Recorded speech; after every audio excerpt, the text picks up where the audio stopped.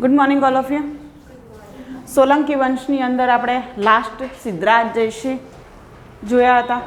સિદ્ધરાજ જયસિંહ બાદ સિદ્ધરાજ જયસિંહ કોના વંશમાં આવે છે? તો કે ઉદયમતીના વંશમાં આવે છે. ભાઈ ભીમદેવ સોલંકી ઉદયમતીનો જે વંશ હોય છે એમાં સિદ્ધરાજ જયસિંહ, પરંતુ આપણે આગળ જોયું છે કે ભાઈ સિદ્ધરાજ જયસિંહને શ્રાપ આપવામાં આવે છે કે એને સંતાન સુખની પ્રાપ્તિ થશે નહીં. એમની દત્તક પુત્રી છે ખરા, પરંતુ એમને પોતાનો કોઈ સંતાન છે નહીં. હવે સિદ્ધરાજ જયસિંહના રાજગાદીથી જવા બાદ કુમારપાળ પોતે એટલે કે બકુલા દેવીનો જે વંશજ છે તે પોતે ગાદી લેવા માટે તલપાપડ થતો હોય છે.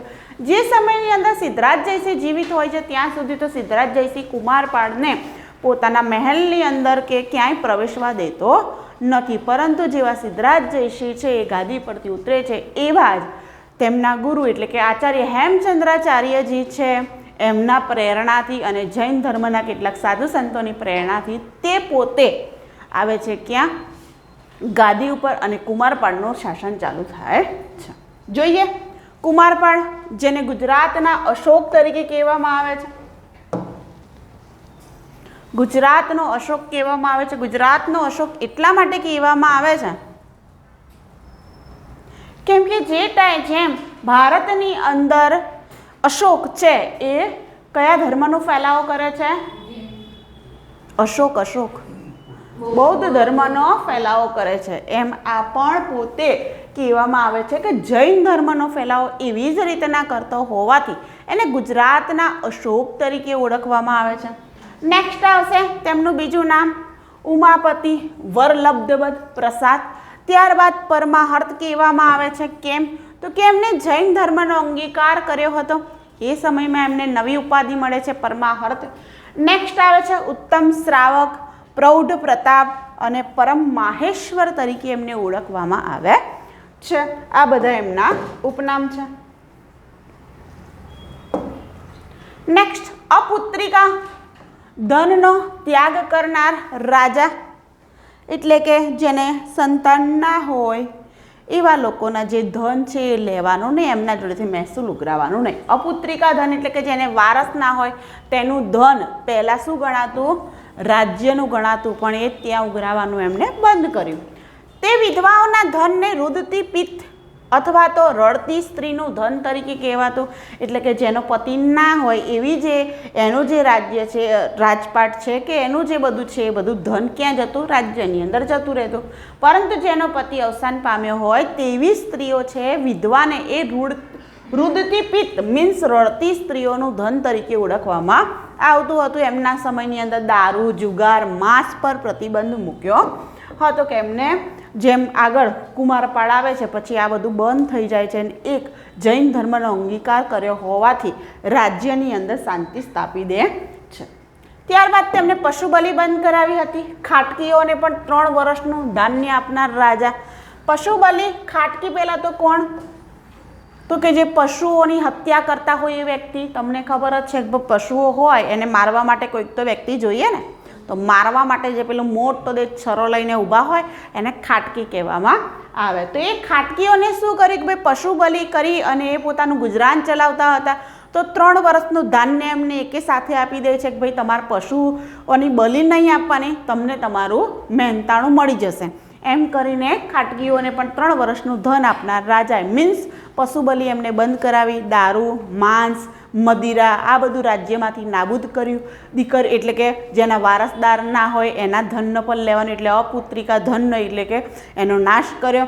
નેક્સ્ટ આપણે જોયું કે એમને વિધવાઓના જે ધન હોય એનો પણ ત્યાગ કરી દીધો કે આપણે આ બધું જોઈએ નહીં. એમ રાજ્યની અંદર એમને શાંતિ સ્થાપી દીધી. તેમના પિતાજીનું નામ શું હતું? ત્રિભુવનપાળ. ત્રિભુવનપાળ પ્રથમ એટલે કે ત્રિભુવનપાળ. માતાનું નામ હતું કાશ્મીરા દેવી અથવા તો પ્રસન્ન દેવી. કહેવાય છે કે કોનો વંશજ કહેવામાં આવે છે? બકુલા દેવીનો વંશજ કહેવામાં આવે છે. તમને ખાલી અહીંથી આટલો જ પ્રશ્ન પૂછાય છે. ઓકે, બકુલા દેવીના વંશજ તરીકે કોણ ઓળખાય છે? કુમારપાળ. આપણે આ બધું યાદ રાખવાનું રહેતું નથી. એમના 2 બહેનો હતા, પ્રેમળ દેવી અને દેવળ દેવી. કયા 2 બહેનો હતા? પ્રેમળ દેવી અને દેવળ દેવી. પ્રેમળ દેવીના લગ્ન થાય છે કૃષ્ણરાજ અથવા તો કૃષ્ણપાળ સાથે થાય છે. ત્યારબાદ તેમના ભાઈઓ હતા મહિપાળ અને કીર્તિપાળ. તેમના પત્નીનું નામ શું આવે છે? જલ્હણા અથવા તો પદ્માવતી. અણોરાજના પુત્રી હતા શાકંભરી વંશના આ જલ્હણા પોતે. એમના રાજપંડિત કોણ હતા? હેમચંદ્રાચાર્ય. ફરી એકવાર પિતાનું નામ ત્રિભુવનપાળ, માતાનું નામ પ્રસન્ના દેવી અથવા તો કાશ્મીરા દેવી. તેમની બે બહેનો હતા કોણ કોણ? પ્રેમળ દેવી, દેવળ દેવી. પ્રેમળ દેવીના લગ્ન કોના સાથે થાય છે? કૃષ્ણરાજ સાથે થાય છે. તેમના બે ભાઈઓ હતા કીર્તિપાળ, મહિપાળ. પત્નીનું નામ જલ્હણા, જે અણોરાજના પુત્રી તરીકે ઓળખાતા હતા. રાજપંડિત શું છે? હેમચંદ્રાચાર્ય છે. કયા ધર્મનું પાલન કરતા હતા? સૌ પ્રથમ તો કે શૈવ ધર્મનું પાલન કરતા હતા. ત્યારબાદ પોતે ઈસવીસન 1160માં હેમચંદ્રાચાર્યની પ્રેરણાથી જૈન ધર્મનો અંગીકાર કરે છે. શૈવ ધર્મ બાદ તે પોતે કયા ધર્મનું પાલન કરે છે? જૈન ધર્મનું પાલન કરે છે. ત્યારબાદ ગણદર્પણ, મોસ્ટ આઈએમપી જીપીએસસીની પરીક્ષામાં 1 થી 2 વાર પૂછાઈ ગયેલો છે. એ ગણદર્પણ ગ્રંથ કોણે લખેલો છે? કુમારપાળે લખેલો છે. એટલા માટે કે સૌ પ્રથમવાર કોઈ રાજાએ પણ ગ્રંથ લખ્યો હતો. સોલંકી વંશમાં અત્યાર સુધી હતા બધા ગ્રંથો લખાવ્યા હતા, લખ્યો તો કોઈએ નહીં. આ કુમારપાળ એવા રાજા છે જેમને પોતે ગણદર્પણ નામનો ગ્રંથ લખેલ છે. તો શું યાદ રાખવાનું આપણે? ગણદર્પણ કોનું છે? કુમારપાળ. કુમારપાળનો રાજ્યાભિષેક 50 વર્ષની વયે થાય છે 1142ની સાલમાં. ઓકે, કેટલા વર્ષની વયે થાય છે? 50 વર્ષ. જે સમયની અંદર સિદ્ધરાજ જયસિંહ શાસન કરતા હતા એ સમયની અંદર કુમારપાળ 1-2 વાર રાજ્યની અંદર પ્રવેશવાનો પ્રયત્ન તો કરે છે, પરંતુ સિદ્ધરાજ જયસિંહ એમને સોતેલો ભાઈ એટલે કે સોતેલો કહીને કાઢી મૂકે છે. આગળ જતાં સિદ્ધરાજ જયસિંહ પછી આ હેમચંદ્રાચાર્યના કહેવાથી તેમને રાજા તરીકે સ્વીકાર કરે છે. જોઈએ આગળ. કુમારપાળ અન્નરાજને વ્યાઘ્રપલ્લી નામનું ગામ ભેટમાં આપે છે. કયું ગામ? વ્યાઘ્રપલ્લી નામનું ગામ ભેટમાં આપે છે. મહેસાણાના હારીજ પાસે, હાલ પાટણની અંદર છે વ્યાઘ્રપલ્લી ગામ. ઓકે.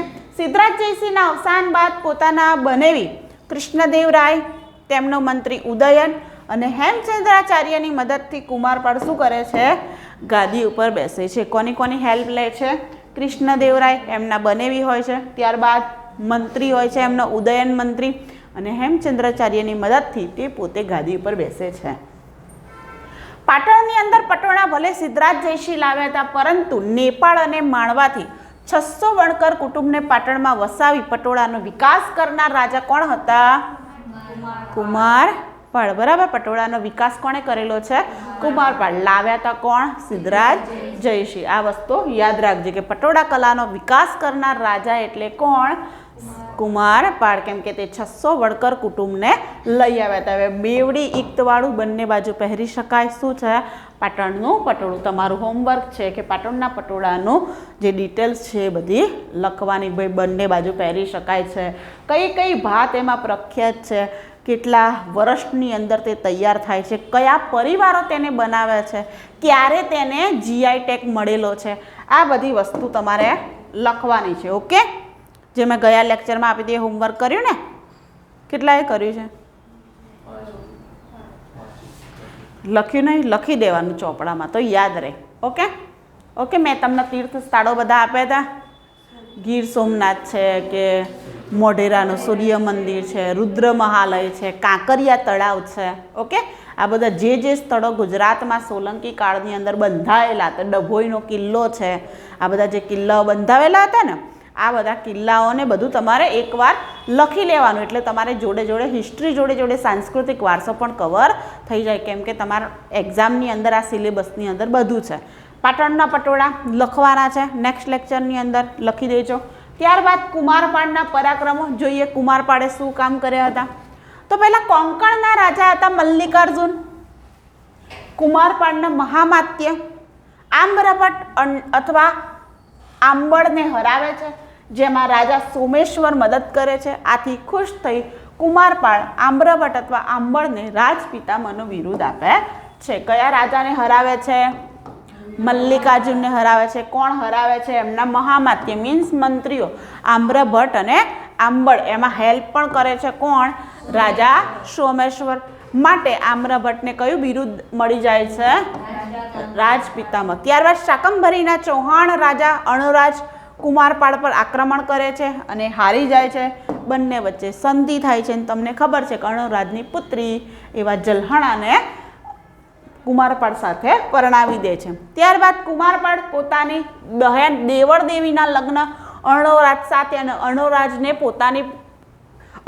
પોતાની પુત્રી જલ્હણાના લગ્ન કુમારપાળ સાથે કરાવે છે. એટલે અરસપરસ આવી રીતના કરે છે. હવે આ છે એ થોડું ટ્રિપિકલ છે, પણ ઘણી બધી બુક્સની અંદર આવી રીતના આપેલું છે. માટે આમાં કેવું છે, પરીક્ષામાં પૂછાતું નથી, પણ આપણે યાદ રાખવા માટે યાદ રાખીએ છીએ કે અણોરાજનો સંબંધ કોના સાથે હોય છે? કુમારપાળ જોડે હોય છે. હવે હિસ્ટ્રીની અંદર 2-3 બુક્સ છે કે જેની અંદર આવી રીતના ક્રોસ આપેલું છે.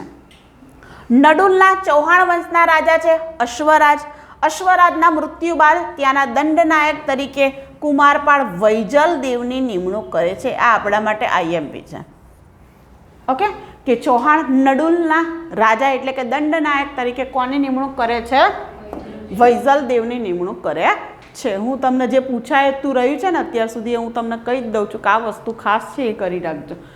જે આપણે ખાલી હિસ્ટ્રીમાં વાંચવા ખાતર વાંચવાનું છે એ પણ કહી દઉં છું કે આ ખાલી વાંચવા ખાતર વાંચવાનું છે, કે અત્યાર સુધી પૂછાયું નથી. બરાબર, વાંચેલું હોય ને ભવિષ્યમાં પૂછાય તમને યાદ આવે કે સોલંકી વંશની અંદર ક્યાંક આવું અમે વાંચેલું છે. ઓકે, આ પૂછાય છે વૈજલ દેવ દંડનાયક તરીકે. આગળ ગણદર્પણ છે ગ્રંથ, એ પણ પૂછાયેલો છે. ગુજરાતનો અશોક કોને કહેવામાં આવે છે? કુમારપાળને, એ પૂછાયેલું છે. પાટણના પટોળાનો વિકાસ કરનાર રાજા, આ બધા પ્રશ્નો પૂછાયેલા છે. તો આ બધા આપણે યાદ રાખવા પડશે. શ્રીપાળ દ્વારા કુમારપાળની પ્રશસ્તિ લખાયેલી, આ આઈએમપી છે આપણા માટે. શ્રીપાળ કોણ છે? કવિ છે, જે કુમારપાળના દરબારમાં હતા. તેમના દ્વારા કુમારપાળની પ્રશસ્તિ, કોઈ વસ્તુની પ્રશસ્તિ લખાય, રાજાની પ્રશસ્તિ લખાય એનો મતલબ શું? રાજાના વખાણ કરવામાં આવે. રાજા આવા મહાન હતા, તેમણે જૈન ધર્મનો અંગીકાર કર્યો હતો, પશુ બલિ એમને નાશ કરી હતી, આવું બધું ગીતો ગાવામાં આવે અને શું કહેવામાં આવે? પ્રશસ્તિ કહેવામાં આવે છે. ત્યારબાદ કિરાડુના રાજા સોમેશ્વર કુમારપાળના સામંત હતા. આ પણ યાદ રાખજો. કિરાડુના રાજા કોણ? સોમેશ્વર, તે કુમારપાળના સામંત હતા. બલ્લાલ નામના એક પરાક્રમી રાજાને એમને હરાવ્યો હતો. આ બલ્લાલ ને બધા રાજપૂત વંશના રાજાઓ છે, જે આપણે જોયેલા છે. ઓકે, હવે કુમારપાળની રાજ્ય વ્યવસ્થા અથવા તો મંત્રીમંડળ, તેમના મહામાત્ય તરીકે કોણ ઓળખાય છે?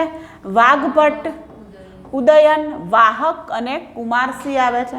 એમાંથી વાઘભટ્ટે લખેલું વાઘભટ્ટાલંકાર નામની કૃતિ છે. આ યાદ રાખજો. સંસ્કૃત સાહિત્યના એક કવિ છે વાઘભટ્ટ, જેમને વાઘભટ્ટાલંકાર નામની કૃતિ લખેલી છે. માળવાનો દંડનાયક તરીકે કોને નિમે છે? ચાહક. ચિત્તોડના દંડનાયક તરીકે કોને નિમે છે?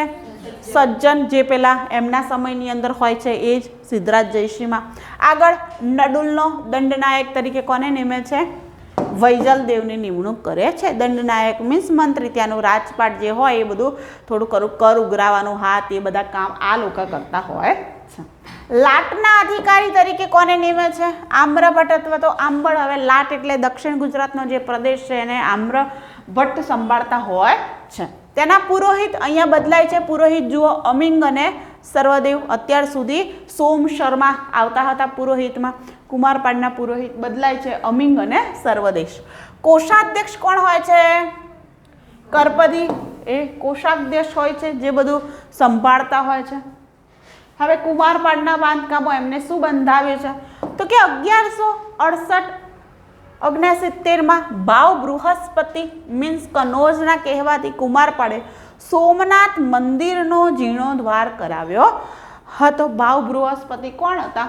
તો કે સોમનાથના મહંત તરીકે નિમ્યા હતા. એમના કહેવાથી ને એમના હસ્તે જ એમને સોમનાથ મંદિરનો જીર્ણોદ્ધાર કરાવ્યો હતો.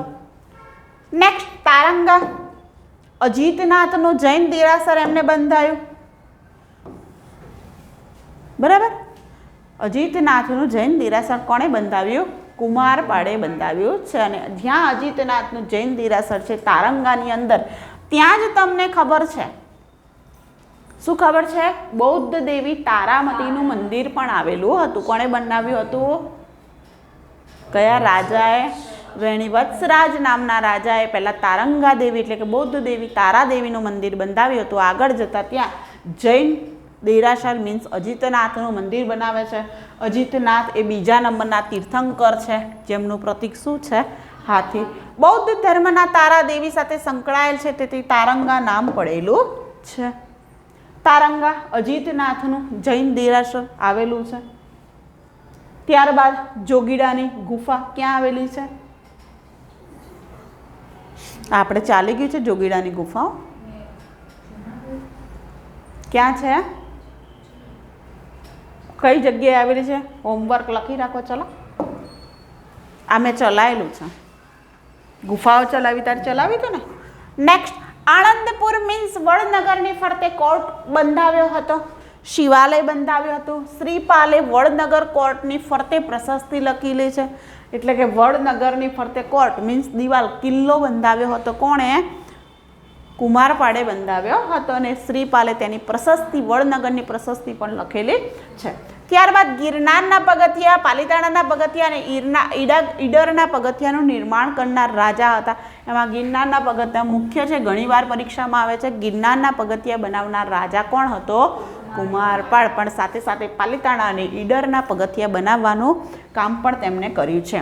ઈડરની અંદર આવેલું છે રૂઠી રાણીનું માળિયું આવેલું છે. એનો જીર્ણોદ્વાર પણ કોણ કરાવે છે?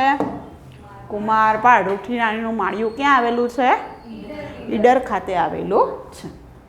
ગિરનાર અને શેત્રુંજય પર્વત પર વિહાર બનાવ્યા એમને. પ્રભાસ પાટણની અંદર પાર્શ્વનાથનું જૈન દેરાસર બંધાવ્યું છે. અણહિલપુર પાટણની અંદર કુમારેશ્વર નામનું મંદિર બંધાવ્યું છે. કેવું મંદિર? કુમારેશ્વર નામનું મંદિર એમણે બંધાવ્યું છે. ઓકે, સ્થાપત્ય જોઈ લીધા. એમાં મુખ્યત્વે સ્થાપત્ય તમને ખબર છે, અજીતનાથનું જૈન મંદિર એમણે બંધાવ્યું તે તારંગા હિલ્સની ઉપર. ત્યારબાદ ગિરનારના, પાલીતાણાના, ઈડરના જે પગથિયા બનાવે છે તે એમના મુખ્ય સ્થાપત્ય તેમાં માનવામાં આવ્યા છે. વડનગરની ફરતે કોર્ટ મીન્સ દિવાલ બનાવી હતી, એની પ્રશસ્તિ લખેલી છે શ્રીપાલે. આ બધી વસ્તુ છે એ મુખ્ય છે.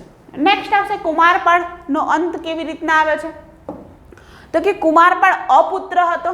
કુમારપાળના ભાઈ મહિપાળના પુત્ર અજયપાળ શું છે?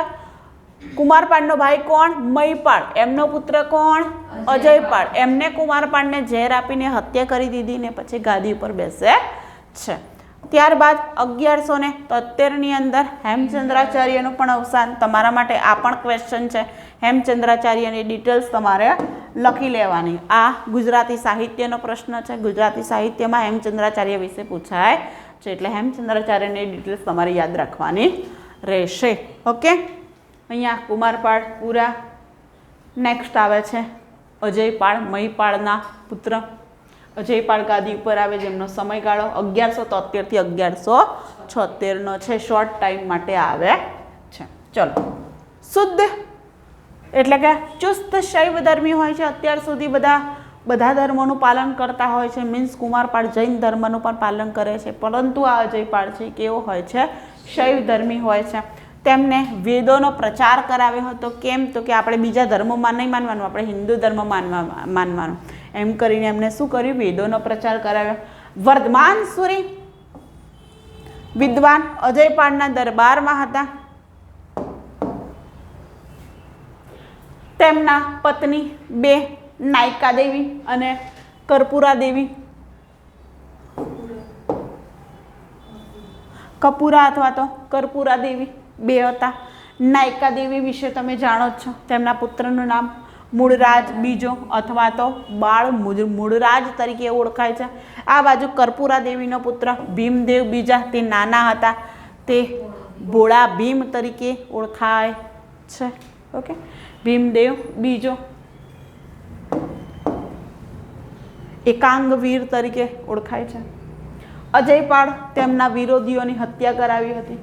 ઓકે, અજયપાળ આવ્યો. અજયપાળે શું કર્યું કે અત્યાર સુધી જે બધા રાજાઓના દરબારની અંદર જેટલા પણ હતા, અજયપાળ આવે છે. અજયપાળને એમ કે જૈન ધર્મનું પાલન કરે, મને નથી ગમતું, બધા એમના રાજાઓ હું ના રાખું. બરાબર. કુમારપાળની હત્યા કર્યા બાદ પછી તે જે ગાદી ઉપર આવે છે, પછી એમને જે વ્યક્તિઓ ગમતા નહોતા એ બધાને શું કર્યું? ખતમ કરી નાખ્યા હતા. ચલો જોઈએ એમને. પહેલાં આવશે કરપદી મંત્રી. મંત્રી હતા, આપણે જોયું કોષાધ્યક્ષ કુમારપાળના સમયમાં એ ધરાવતા હતા. એમને તેલની કઢાઈમાં નાખીને એમની હત્યા કરી નાખી. ત્યારબાદ કવિ રામચંદ્ર હેમચંદ્રાચાર્યના મુખ્ય શિષ્ય હતા. એમને તાંબાના ગરમ પાટલા પર બેસાડી એમની હત્યા કરી નાખી હતી. હવે એવું ના વિચારતા એવું કેમ કર્યું. ઓકે. ત્યારબાદ એમના બીજા એક મંત્રી હતા આંબળ. આપણે જોયું આંબેડ નહીં, આંબળ અથવા તો બીજું શું નામ કીધું મેં, આમ્ર ભટ્ટ. એમની હત્યા કરી નાખી હતી આમને. એમ આ વ્યક્તિએ શું કર્યું, આવતાની સાથે જે એમને નહોતા ગમતા એ બધાને શું ડાયરેક્ટ ઉડાવી દીધા હતા કે આપણે સારું રાજ્ય જોઈએ, તમારા લોકોની અમારે જરૂર નથી. ચલો, અજયપાળના સમયમાં આબુ પર્વતના રાજા પરમાર રાજા વંશના હતા પ્રહલાદ. એમને શું વસાવ્યું હતું, પ્રહલાદનપુર શહેર વસાવ્યું હતું. કોના સમયમાં હતા, અજયપાળના સમયમાં. આબુના પરમાર વંશના રાજા હતા પ્રહલાદ. એમને કયું શહેર બંધાવ્યું હતું, પ્રહલાદનપુર, જેને હાલનું શું કહેવામાં આવે છે, પાલનપુર કહેવામાં આવે. સોલંકી વંશમાં બનેલા મહેલો અને કિલ્લાઓ તોડી પાડ્યા હતા. જે કિલ્લાઓ બધાએ બંધાયા હતા, માન નહીં જોઈતા, તોડી પાડ્યા. અડધા તો એમને જ બધું પૂરું કરી નાખ્યું.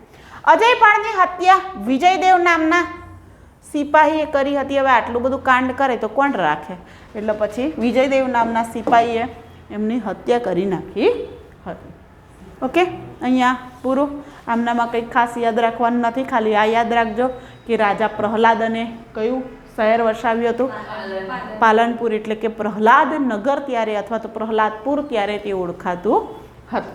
નેક્સ્ટ મૂળરાજ બીજો, બાળ મૂળરાજ 76 થી 78ના સમયગાળામાં આવે છે. મૂળરાજ બીજો જ્યારે ગાદી ઉપર આવે છે ત્યારે એ બહુ નાનો હોય છે, ખાલી નામનો જ રાજા હોય છે. બાકી બધો વહીવટ કોણ સંભાળે છે, નાયકા દેવી સંભાળે છે. ઉપનામ એમનું બાળ મૂળરાજ છે. નાની ઉંમરે ગાદી ઉપર આવે છે. પિતાનું નામ અજયપાળ, માતાનું નામ નાયકા દેવી. ગુજરાતનું શાસન સંભાળનાર ત્રીજી મહિલા છે નાયકા દેવી. બરાબર. આગળ આપણે જોયું હતું ભૂપા. ત્યારબાદ બીજી કઈ જોઈ હતી, રાજમાતા મિનળ દેવી અથવા તો મયનલા દેવી. અને આ છે નાયકા દેવી, જેને ગુજરાતની અંદર નાયકા દેવી છે એમનું તુલના કોના સાથે, રઝિયા સુલતાન સાથે થાય છે. આગળ તેઓ બાળ મૂળરાજવતી શાસન કરતા હતા. નાયકા દેવીના સમયની અંદર આ એક જ પ્રશ્ન એમનો છે, આમના સમયની અંદર આટલું જ યાદ રાખવાનું છે. આના લીધે જ આપણે બાળ મૂળરાજને યાદ રાખીએ છીએ. નાયકા દેવીના સમયમાં ઈસવીસન 1178માં મોહમ્મદ ગોરી કોણ કરે છે, મોહમ્મદ ગોરી ગુજરાત પર આક્રમણ કરે છે. નાયકા દેવી ગોરીને આબુ પર્વત પર હરાવે છે. નાયકા દેવી પોતે વીરતાથી મોહમ્મદ ગોરીનો સામનો કરે છે, માટે આપણે એમને યાદ રાખીએ છીએ. મૂળરાજ બીજાનું અવસાન અચાનક થતાં અજયપાળનો નાનો પુત્ર ભીમ બીજો એટલે કે ભીમદેવ બીજો ગાદી ઉપર આવે છે. અને સમયગાળો આવે છે ભીમદેવ બીજો. સૌથી લાંબા સમય સુધી શાસન કરનાર રાજા કોણ, ભીમદેવ બીજો, જેને ભોળા ભીમ અથવા તો એકાંગ વીર તરીકે ઓળખાવે છે. ઓકે, એમને સૌથી 1178 થી 1242 સુધી આમને જ શાસન કર્યું હતું. ઓકે, આમના સમકાલીન રાજા કોણ, પૃથ્વીરાજ ચૌહાણ. જે સમયની અંદર આ શાસન કરતા હોય છે એ સમયની અંદર દિલ્હીની ગાદી ઉપર કયા રાજપૂત રાજા શાસન કરે છે, કોણ, પૃથ્વીરાજ ચૌહાણ. માટે પૃથ્વીરાજ ચૌહાણના સમકાલીન માનવામાં આવે છે ભીમદેવ બીજાને. સોલંકી વંશમાં સૌથી લાંબા સમય સુધી શાસન કરનાર રાજા હતા. 64 વર્ષ સુધી તેમણે શાસન કર્યું હતું. લવણ પ્રસાદ છે, વીર ધવલ છે, વસ્તુપાલ છે, તેજપાલ છે અને ધારા વર્ષના લીધે ભીમદેવ બીજાનો શાસનકાળ સૌથી લાંબા સમય સુધી શાસન ચાલ્યું હતું. જેમ તમને ખબર છે કે આપણે જ્યારે મૈત્રક વંશનો અંત જોતા હતા ત્યારે આપણે ચાવડા વંશની થોડી શરૂઆત જોઈ લીધી હતી કે જ્યારે મૈત્રક વંશની અંદર રાજા શાસન કરતા હતા એ સમયની અંદર જે ભવિષ્યના રાજાઓ હતા એ બધા સેનાપતિ તરીકે એમના દરબારની અંદર કામ કરતા હતા અને ત્યારબાદ એ લોકો સ્વતંત્ર થયા હતા. એમ આમાં પણ એવું જ છે. વાઘેલા વંશ અસ્તિત્વમાં આવે છે એ પહેલાં એ બધા રાજાઓ ક્યાં કોની સેવાની અંદર હાજર હતા, ભીમદેવ બીજા, લવણ પ્રસાદ છે, વીર ધવલ છે, વસ્તુપાળ, તેજપાલ છે અને ધારા વર્ષ આ બધા રાજાઓના એટલે કે મીન્સ એમના સેનાપતિઓના નામ છે કે જે ભીમદેવ બીજાના શાસનની અંદર હેલ્પફુલ હતા એટલે કે મદદ કરતા હતા. અને પછી જેવા ભીમદેવ સોલંકી એટલે કે ભીમદેવ બીજા એમનું પતન થાય છે, એમનો નાશ થાય છે, ત્યારબાદ કોઈ શક્તિશાળી શાસન રહેતું નથી. માટે પછી વાઘેલા લોકો આગળ આવે છે અને વિશાલદેવ વાઘેલા દ્વારા સ્થાપના કરવામાં આવે છે. કોની? વાઘેલા વંશની. એટલે વાઘેલા વંશનો પાયો ક્યાંથી નખાઈ જાય છે? અહીંયાથી. આ લોકોને તમને ખબર છે, આની પહેલાં આપણે જોયું કુમારપાળ. કુમારપાળના સમયની અંદર અર્ણોરાજને એક ગામ ભેટમાં મળે છે, વ્યાઘ્રપલ્લી ગામ. વ્યાઘ્રપલ્લી ગામ આગળ જતાં વાઘેલ ગામ તરીકે ઓળખાય છે. અને એ જ વાઘેલ ગામ એટલે આપણે શું કહી શકીએ છીએ? શું કહી શકીએ છીએ? વાઘેલા વંશ. આગળ જતાં જોઈએ છે કે વીર ધવલને અથવા તો લવણ પ્રસાદને એ બીજું ગામ ભેટમાં આપે. જુઓ આગળ આપણે જોઈએ પૃથ્વીરાજ ચૌહાણનો સમકાલીન ભીમદેવ બીજો. સોલંકી વંશના પતનની શરૂઆત ભીમદેવ બીજાના સમયથી થાય છે. ભીમદેવ બીજા પછી કોઈ શક્તિશાળી રાજા તમને જોવા મળતો નથી. તેમનું ભીમ ઉપનામ પૂછાય છે ઘણીવાર પરીક્ષામાં, ભોળો ભીમ અને એકાંગ વીર. તો ભીમદેવ સોલંકી એટલે કે ભીમદેવ પ્રથમનું પૂછાય તો બાણાવળી ભીમ આવશે. ઓકે. અને આમનું પૂછાય તો ભોળા ભીમ અથવા તો એકાંગ વીર તરીકે ઓળખાય છે. તેમના પિતાનું નામ અજયપાળ, માતાનું નામ કર્પૂરા દેવી. 1192માં કુતુબુદ્દીન ઐબકે ગુજરાત પર આક્રમણ કર્યું હતું.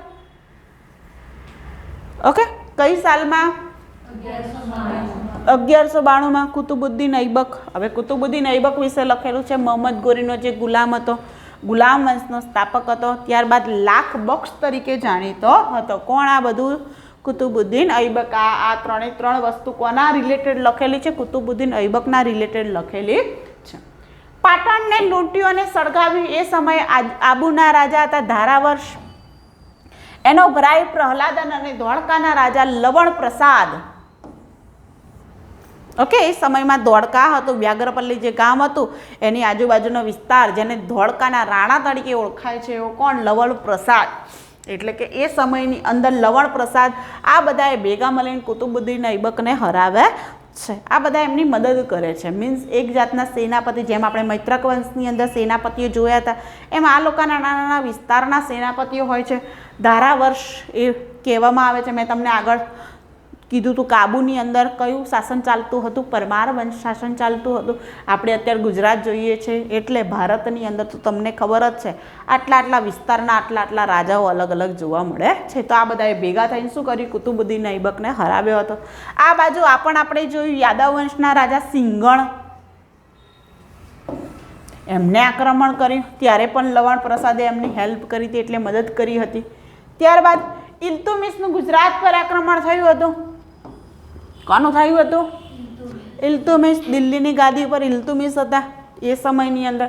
એટલે કે ઇલ્તુમિશનું પણ ગુજરાત પર શાસન થયું હતું. આબુનો રાજા ધારાવર્ષ, ધોળકાના રાજા લવણ પ્રસાદનો મંત્રી હતો. મંત્રી એટલે કે લવણ પ્રસાદનો મંત્રી વસ્તુપાળ તેને પાછો મોકલે છે. ભીમદેવે લવણ પ્રસાદને સોમેશ્વરનું બિરુદ આપ્યું હતું. ઓકે. આ એક થોડું કોમ્પ્લિકેટેડ છે. સોમેશ્વરનું બિરુદ લવણ પ્રસાદને મળેલું છે એવું.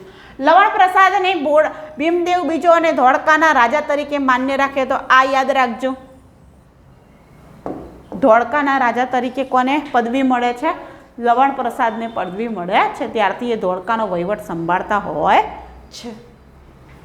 અજમેર પર આક્રમણ કરી ચૌહાણ વંશના સોમેશ્વરની હત્યા કરે છે. ઓકે. પૃથ્વીરાજ ચૌહાણના પિતા. આ સોમેશ્વર અલગ છે અને જે પેલા કવિ છે એ અલગ છે. બેને મિક્સ કરતા નહીં. ડન. આ સોમેશ્વર કોણ છે? પૃથ્વીરાજ ચૌહાણના પિતાજી જે અજમેર ઉપર શાસન કરતા હતા. ત્યારબાદ પૃથ્વીરાજ ચૌહાણ દિલ્હીની ગાદી સંભાળે છે. તમને ખબર હશે. તો એ વ્યક્તિ એટલે કે ભીમદેવ એટલે કે આમના પિતાની હત્યા કોણ કરે છે? પૃથ્વીરાજ ચૌહાણના પિતાની હત્યા ભીમદેવ બીજો કરે છે. પૃથ્વીરાજ ચૌહાણ સિરિયલ જોઈ હશે તો ખબર હશે કે આ બંને સમકાલીન હોય છે અને વારે વારે એકબીજા જોડે ઝઘડ કરતા હોય છે. એકવાર બને છે એવું પૃથ્વીરાજ ચૌહાણ નાનો હોય છે ને એ પોતે તાલીમ લેવા માટે બહાર ગયા હોય છે, માટે એનો ફાયદો ઉઠાવી સોમેશ્વરની હત્યા કરી દેવામાં આવે છે. જે સમયમાં સોમેશ્વરની હત્યા થાય છે એટલે પૃથ્વીરાજ ચૌહાણ પછી એનો બદલો લેવા માટે આવે છે. પિતાનો બદલો લેવા પૃથ્વીરાજ ગુજરાત પર આક્રમણ કરે છે. ભીમદેવ બીજાના મહામાત્ય પૃથ્વીરાજ ચૌહાણ સામે હારે છે અને સંધિ થઈ જાય છે. છેલ્લે સંધિ કરે છે, મારી નાખતા નથી ભીમદેવ બીજાને, પૃથ્વીરાજ ચૌહાણ. ભીમદેવ બીજાના સ્થાપત્ય જોઈ લઈએ. ગુજરાતમાં આવેલા મંડપ, લાડવા મંડપ કઈ જગ્યાએ આવેલો છે? દ્વારકા. મંદિરની અંદર મૂર્તિ લાડવા ગામથી લાવ્યા હતા તેથી. હવે આ ખાલી મંડપ બધા મંડપ એમને નહીં બંધાયા હો, પણ આ મંડપની તમને માહિતી મળી જાય માટે 4 મંડપ લખેલા છે. રૂપ મંડપ નવલખા ગુમલી ખાતે આવેલો છે. ઇન્દ્ર મંડપ ક્યાં આવેલો છે? શેત્રુંજય પર્વત પર. અને એભલ મંડપ ક્યાં આવેલો છે? તળાજાની ગુફામાં. આ પ્રશ્ન મેં તમને પૂછ્યો તો શોધો તો જવાબ ભાવનગર ખાતે આવેલો છે. ચલો ફરીથી, લાડવા મંડપ કઈ જગ્યાએ છે? દ્વારકા. ત્યારબાદ રૂપ મંડપ ક્યાં છે? નવલખા ગુમલી. ગુમલી ક્યાં આવ્યું? આવું પૂછ્યું રૂપ મંડપ. હવે નવલખાઈ ના હોય, ગુમલે ના હોય, તમે શું લખી ના હો?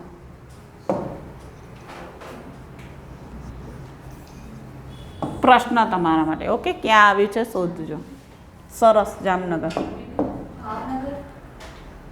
હવે ખોટા ઓપ્શન બોલશો તો બીજાની યાદ રહેશે, એના કરતાં બેટર છે કે તમે શોધો. ઓકે, સૈંધવ વંશની રાજધાની હતી ગુમલી, જે તે ટાઈમે મેં ચલાવ્યું હતું. ચલો, ઇન્દ્ર મંડપ ક્યાં છે? શેત્રુંજય પર્વત પર. અને એભલ મંડપ ક્યાં છે? તળાજાની ગુફામાં.